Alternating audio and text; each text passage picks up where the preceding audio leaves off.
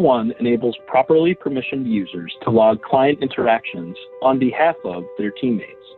Clients use this feature to help teams better support each other, where administrators or junior professionals can help senior team members, and as part of robust business continuity plans.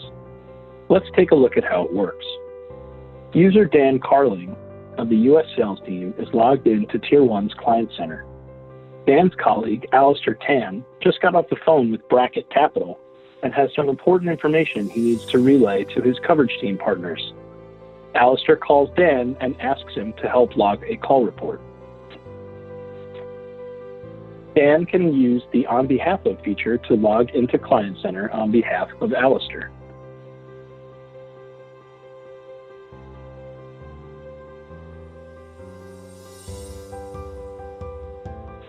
We now see Client Center in Alistair's view, with Alistair's lists, his account coverage, and contact coverage.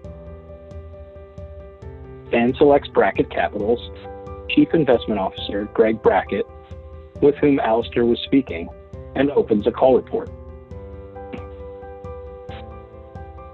At the top of the call report form, we see an orange box highlighting that we are logging this information on behalf of Alistair.